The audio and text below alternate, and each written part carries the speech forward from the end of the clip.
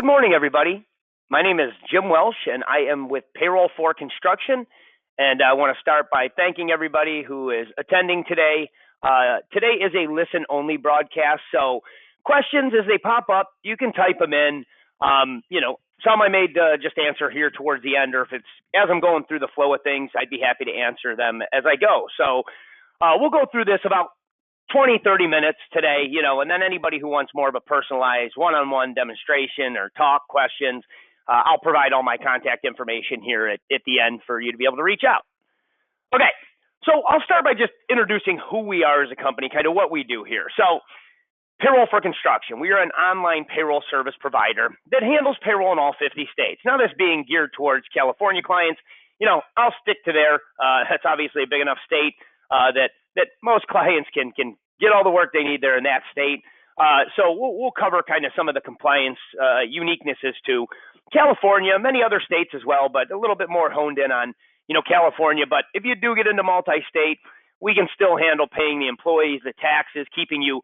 One of our biggest things is tax compliance, right? We do that in every state. So all the California, tax documents, reports for state, feds, unemployment, we handle all that. And where we become unique is our parent company is called Foundation Software, which is a full job cost accounting ERP system that some people outgrow QuickBooks and move towards. We won't talk much about that today, but as I leave kind of my PowerPoint here over the next couple of minutes and dive into the online service / software that our clients utilize to help keep this compliance stuff in place and on track, it is powered by parts of it, so I do got to make that mention there. All right, so again, we'll stay off the multi-state, multi-locality for now.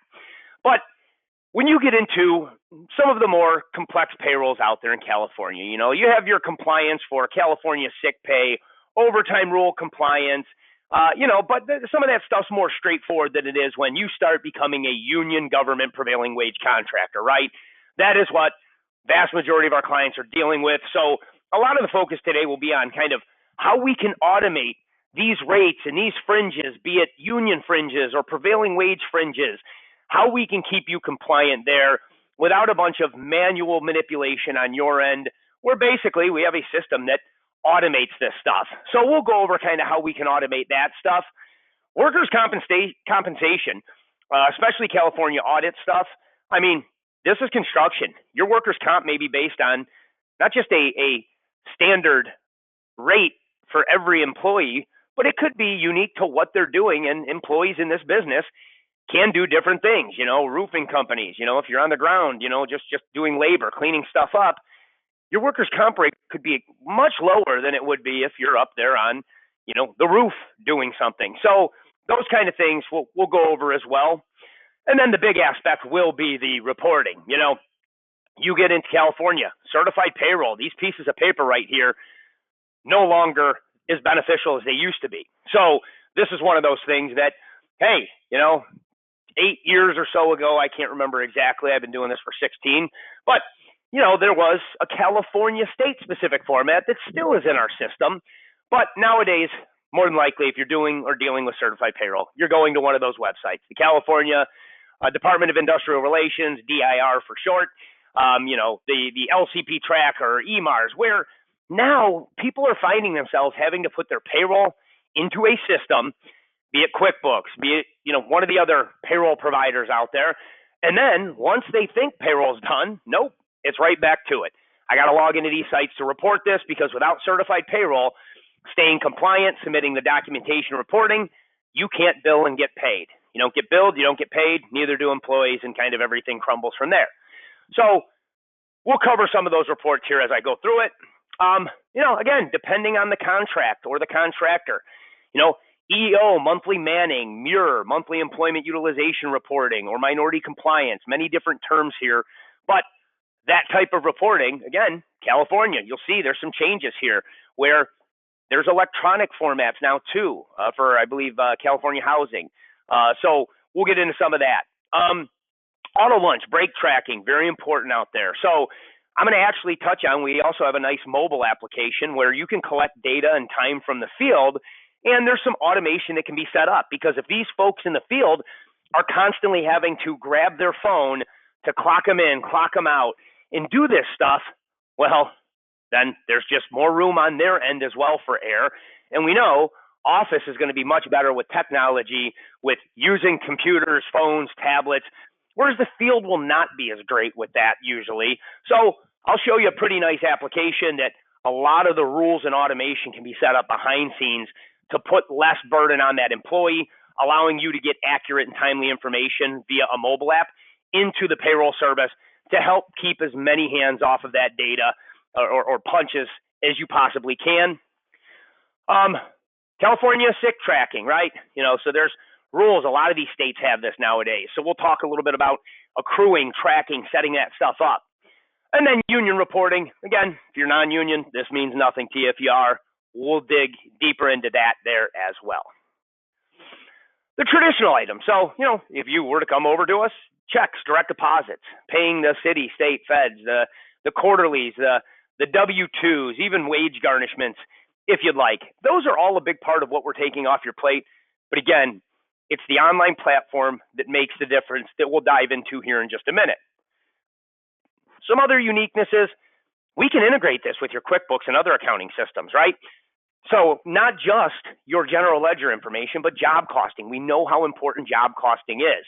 So allowing for you to outsource your payroll, stay more compliant with this tracking and reporting, having a better system and tool for that, but also not breaking your financials or your job costing back in that home accounting system. You can still outsource to us and not fear that because we do integrate really well with other softwares. Our only focus here is construction. So again, being even more specific, not that we don't have companies that are non-union and don't deal with prevailing wage or deal with just a little bit of prevailing wage. We do. But again, we are focusing on some of the messiest payrolls here. That is what we live and breathe here at Payroll for Construction. So, if you're concerned with so many different rates, fringes, unions, classes within a given week, no limits to that. And as much as the products we have here, we wish that they would eliminate every single mistake out there. They just can't.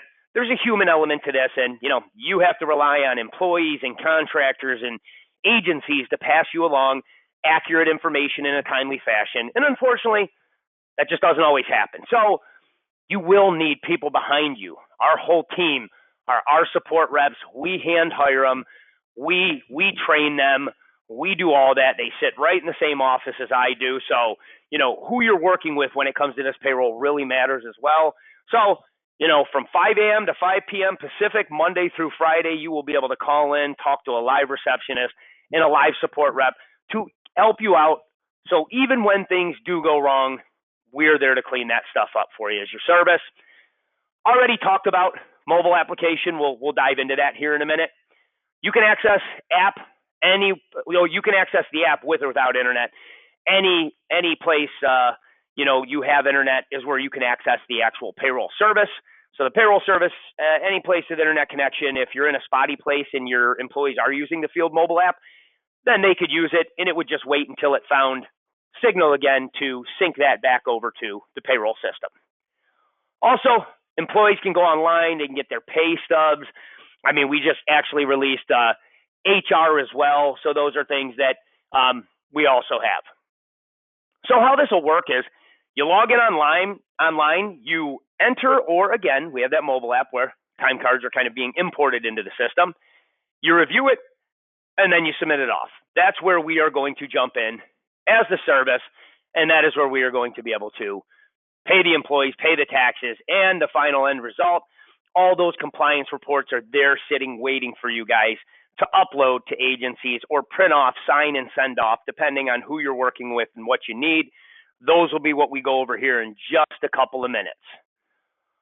Okay, so I'll pop this up real quick. Anyone wants to jot it down that way in case they have to take off a little bit early, but I'll pop this back up here at the end as well. That way, you have my contact information here again. All right, so what I'll do is I'll leave there, and then I'll come into here. Again, people in the industry, whether they're using our full ERP suite or just us for payroll, they know us as Foundation, right? So this is the online platform where your employees would be housed, your data, your certified reports, all that stuff. So this is where I always say when it comes to this type of payroll, complex union, certified payroll, prevailing wage, there's two log jams there, right? So the one that everybody, the front of their mind is back here after payroll's done, the compliance reporting, the things like that. But if you don't have the right system, the upfront part of payroll can be a mess as well, right? So things such as different rates, fringes, classifications, different unions.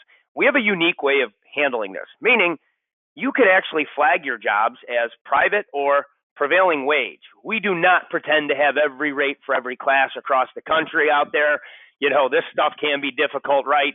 As far as getting that information. So that is one thing that we rely on our clients to provide us their current union rates or when there's union rate changes or the prevailing wage rates. And then we can kind of keep you out of the mess there by setting it up for you, but you need to supply that stuff. So with that being said, we'll just pop in here. So when I go into pay rates, all right, I'll pull up a couple examples. So if you're union, your database is going to be riddled with more union language, right? Electrical local 38, right? Your classes, the rates. We'll talk about fringes in a second. So the nice thing with this is these are master tables. So the bigger you are as a company, you are not having to go into employee records for the union and change each individual employee's rate or all those union benefits in each individual employee's record. We can handle that through the master table. So if I come in here and update this today, I've updated, let's pretend I have 10 journeyman electrician. I've updated all 10 in one fell swoop. So you don't have to worry about that stuff. Again, cutting down on the keystrokes here, no pun intended, can be key to eliminating some of these mistakes that will later on, after payroll's done, really throw your compliance reporting for a loop. Now, if you have anybody who's above scale, they can have a rate in their record. Then they'd be good for that employee. It would use that rate. And then if you're looking here, you have these effective dates. So as these rates change, we know sometimes once, sometimes twice a year.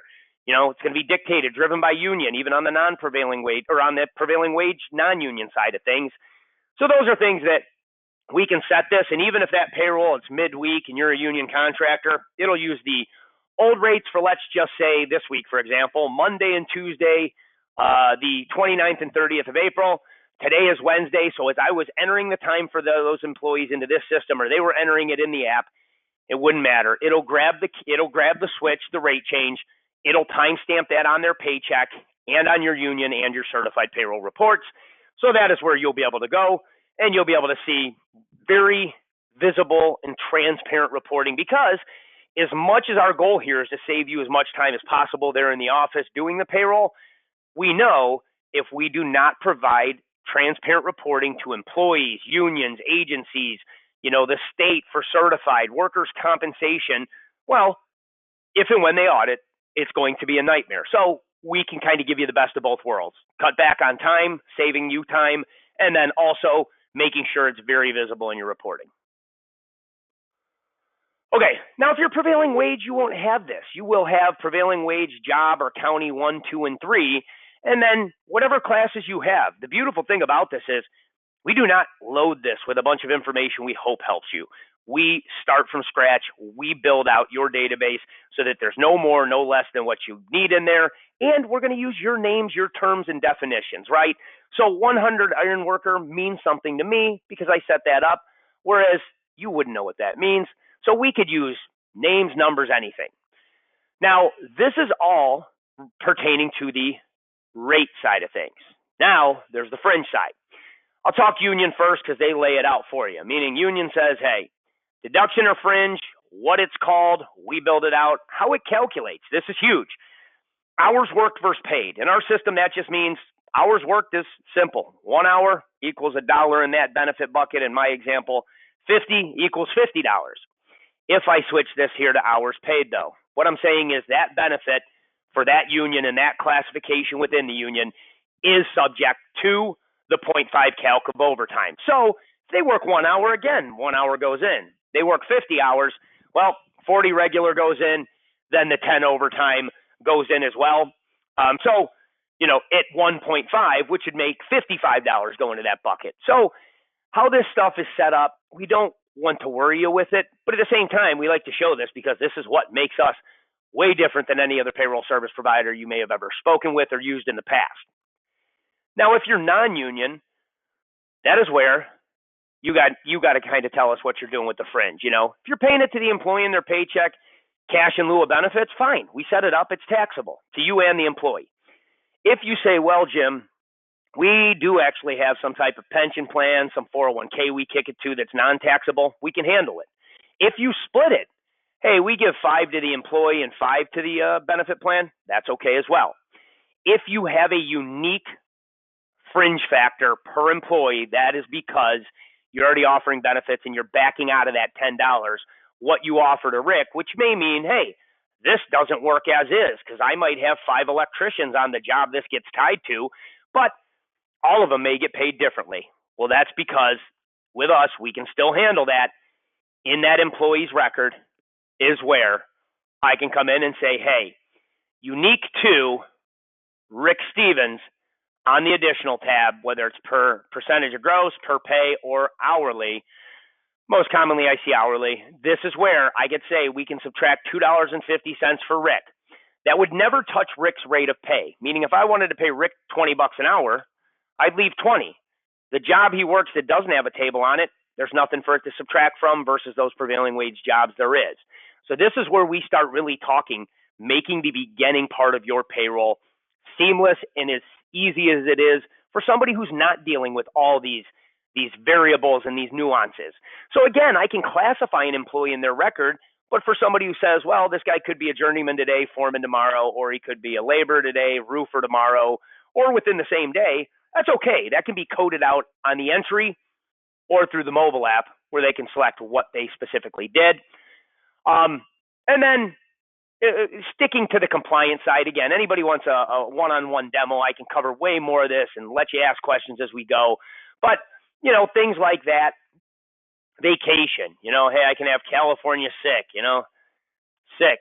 And then I can say, hey, the accrual, it's accrue 1 hour every 40 hours worked or 30, I can't remember exactly, but whatever, 1 hour per X amount of hours work that could be set to. And when we build that plan out, we put in all the caps and everything right out of the gate. So if it's, hey, well, that's only up to 24 hours in a calendar year or in the employee's anniversary date, we can set these up to function and track any which way you need it.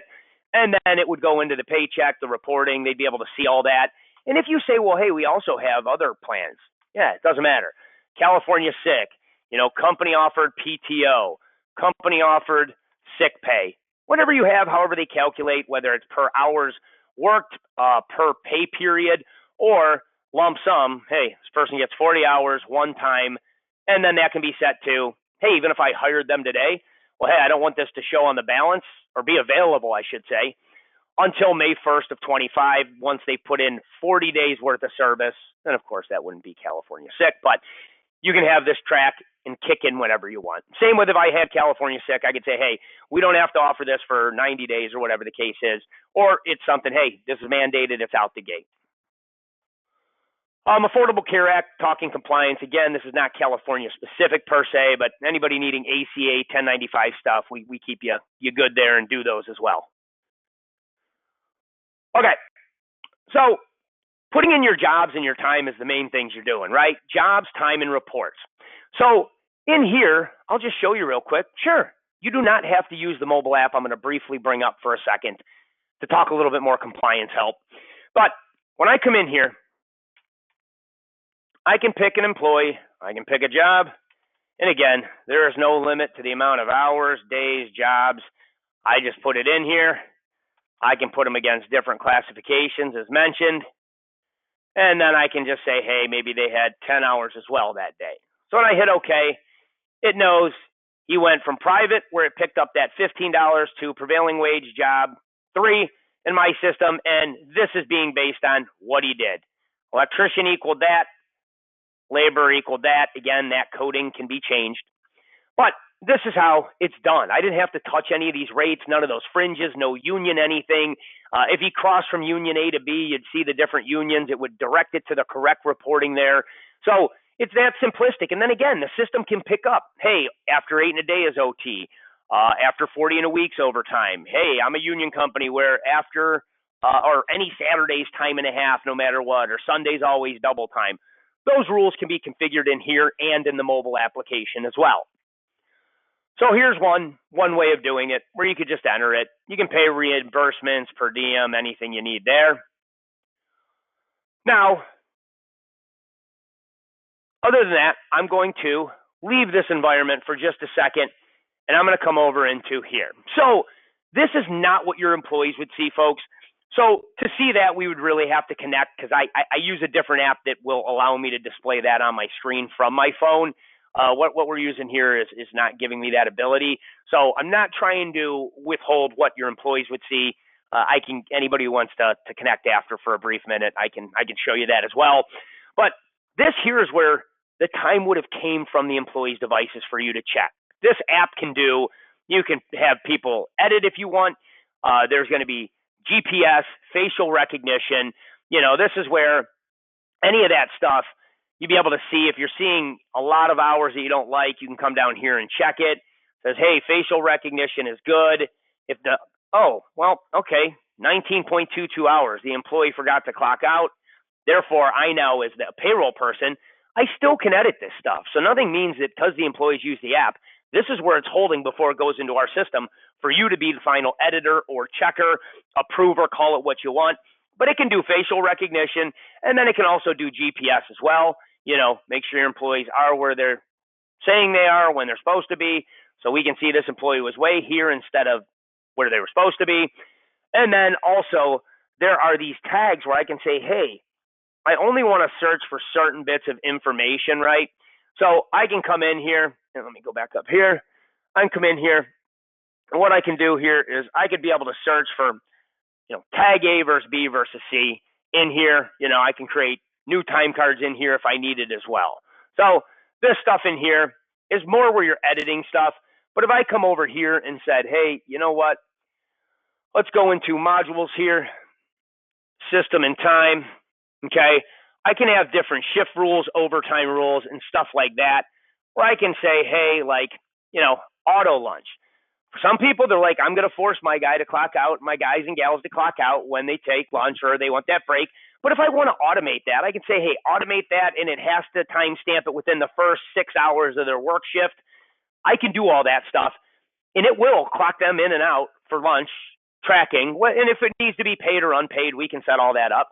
The point is, it will take that out for them, make sure it does it before they go past that hour mark that you don't want them to. And then they can use the phone and not be as aggravated with having to say, well, let me clock in, then clock out, then clock in, then clock out.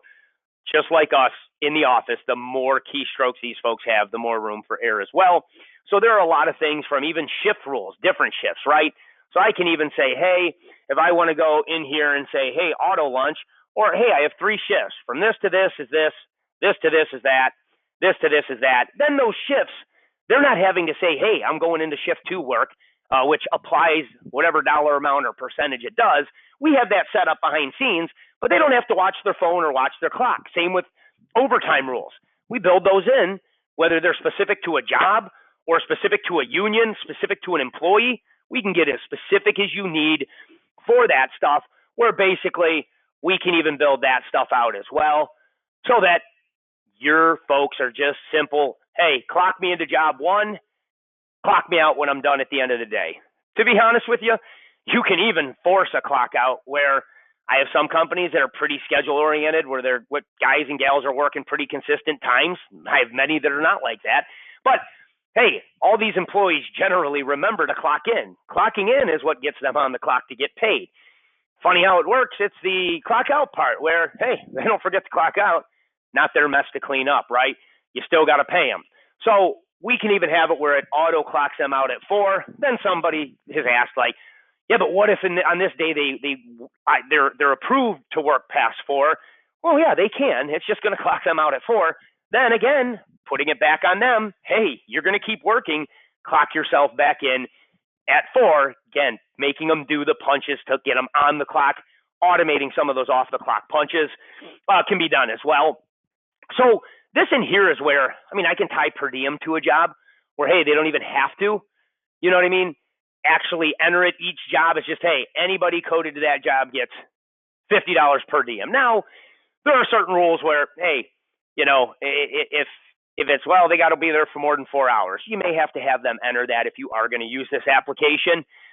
But this, in short, is where I can even have forms where I can have communication with employees where if I go to, my forms list, injury report, these can be built. And the cool thing is they look really nice on the phone. And as they click things, you can have it prompt them. So if I click no versus yes, it's not going to ask me for anything. If I did what I was supposed to, if he or she didn't lose consciousness, no big deal. If they did, we may have follow-up questions for them. So we can take small forms and say, here's the little bit of info we need. Unless you start answering, you could let them have text field, audio field, camera fields, all that kind of stuff. And then again, as I can't show you the actual phone itself here, what they see on their screen is simply clock in, grabs a picture of their face. It'll tell them the job they're nearest to as well. So for people who have issues with, hey, the naming and numbering system, they don't know, they'll write address down or whatever. It's all right. You can still use your naming and numbering system when they get to that place and they go to hit clock in and hit the job drop down. It's going to say this is the closest job to you. So this is where we can do some of that stuff. Give the employee, a bit of leeway here, or not put as much on them, I should say, that where they can then use an app like this. And then this data would just pull over in here, and you'd still be able to, before submitting it, check it in here as well. Most people will check it there and be pretty well good. But this is where I can see those different rates, prevailing wage or not. I can run reports in both systems by employee, or I can run them by job, where I get in here, say, hey, run the same list here by job, and then I can flip that data around. So again, this is construction. A lot of things you're going to be asked for may be specific to the job where, hey, great, if we have a reporting system with all the employee information we want in the world, but similar to certified payroll, it all after payroll is processed in post, it all comes together for paychecks and it isn't divvied out, well, then we got an issue. So with us, employees are still getting one paycheck for this stuff, but the employee will have visibility as well on their pay stub, which again, you can give them paper, they can see it online. But if I do something like this, okay, this employee's paycheck, it's showing them as they went through all those different rates this week.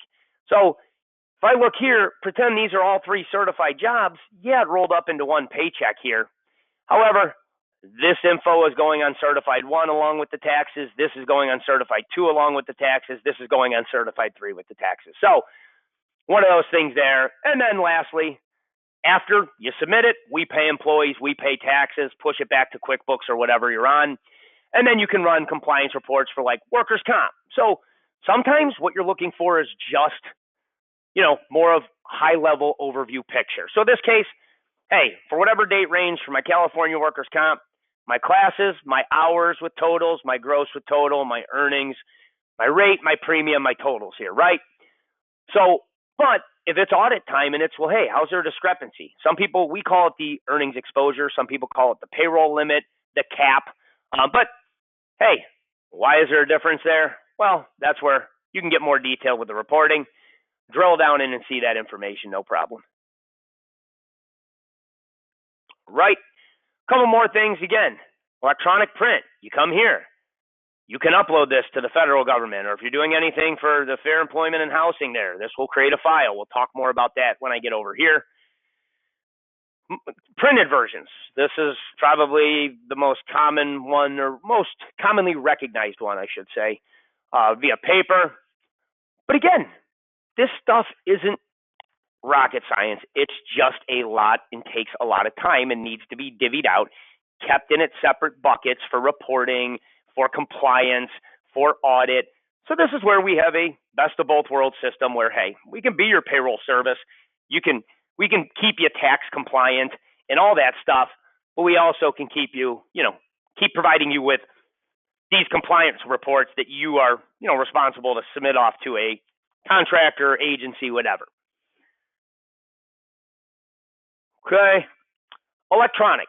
So this here, again, if I come in here, we do have all the paper forms. So not showing you this because I think you'll plan on leaving and doing work in New York, somewhere else. But at the same time, just proving we've been at this for 37 years almost now. So when it comes to this stuff, the old paper forms, we've had this since day one, since this form came out. This stuff would all populate where it needs to be once set up correctly. And then That, though, again, you have to take those numbers and type them into the website. Unless you're a client of ours, we have all that. DIR, EMARS, LCP tracker. So whichever one you need, it's just creating a different file. So if I come in here, all I'm doing is picking my date range. I'm hitting report. It doesn't look like anything special, and that's because we don't want you keying in the data. It's been built this way, so when you hit yes, it's going to create that file for you to upload to any of those agencies. I make it sound simple. It really is. But just know, anybody who works with us, from the time you work with me to the time you work with your trainer to the time you're a live client, we will always be here to help, right? So you're not going to just get signed up, get a 10-page how-to, and be expected to figure this out. Nope, your trainer will handhold you, set it up, do at least one, preferably two test payrolls, and that first time or two that you're uploading to those agencies, they'll be right by your side as well, making sure it gets there. Again, we know how important this compliance reporting is, and in making sure that you have it, you don't get paid, and everything, again, as I mentioned, starts to crumble. All right, last couple things, aside from, again, we can push job data back to QuickBooks, but a lot of people like this report because it gives you your employee, their hours, their earnings for the date range, which my guy making 15 on private, 40 times 15, 600. We add in all these other items. It lets me know the true cost to me when Rick is working in the field is $18.41 an hour. And then as we get down here, it gets a little more confusing. If they bounce unions, they bounce to prevailing wage or different work classifications within prevailing wage, sure, this stuff can get a little bit harder to find out. But at least this lets us know throughout the course of everybody, my average hourly labor rate is $19.33. So there's that. And then lastly, union reporting, which again, like everything, can be broken out by job, or it can just be more summary format where you run it. It gives you the union, the date, your company name, the employees, hours with totals, gross with totals, total into each benefit, and then a nice little summary page there for that. Next union, maybe different benefits, obviously different name. You put that in, you're good to go. Okay, so I told everybody about 25, 30 minutes. We're about at that mark right here. So at this point, what I'll do is I will open it up for questions. Again, one thing, employees can see pay stubs online. We even actually just, like I said, released full HRIS onboarding and stuff like that, document storage, certification management, stuff like that kind of stuff. A housing center, and maybe not so much compliant, but keeping certificates and documents that your employees share with you or you share with them. Yes, very key. Keeping notes on employees. You know what I mean? To be able to, hey, something happens, you got to terminate somebody, just having information like that. So that's something that, again, we could connect on a different call, and I'd be happy to go through in more detail. So what I'll do is give everybody just a minute here to type in any questions if there are any. I'll pop back up my contact information. That way, anybody from anything, you want just a quote, you want to connect and do a live demo, we are very easy to work with here. We do not hound you. We know this is all about right fit, but also the right timing when it comes to this. So feel free to reach out. All right.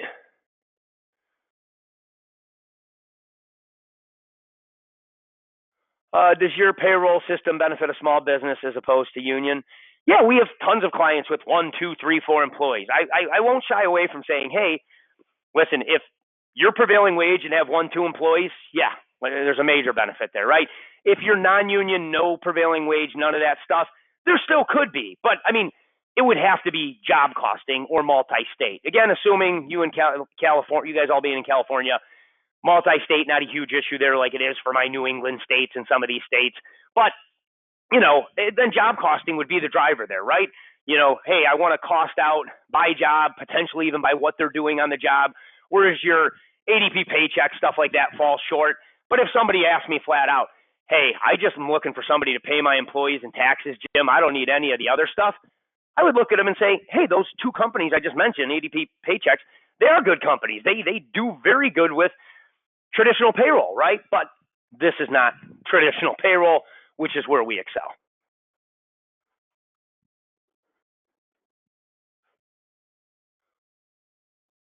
Okay, somebody just asked real quick if can you do a check on your end, meaning can they do a check in-house on their end, sure, this isn't going to stop you from, hey, there's a correction, or hey, I terminated an employee and the union rules or just my rules are, I don't want to see this employee again. I'm firing them. I'm handing their last paycheck so that we can be done. Yeah, that kind of stuff, you can still do that stuff through our system at any given point in time. So that's not an issue at all. Okay, it looks like that may be it for questions for right now. Again, I want to thank everybody for their time today. If anybody wants to just connect on the side, I'll be straight up with you on the fit and what I think we can do for you. And again, those one-on-one demos sometimes a little bit easier to just take instead of just pitching to how this works to a bunch of different types of contractors, specifically you guys. So feel free to reach out. I'd be happy to help. Again, Jim Welsh, and thank you all. Have a great day.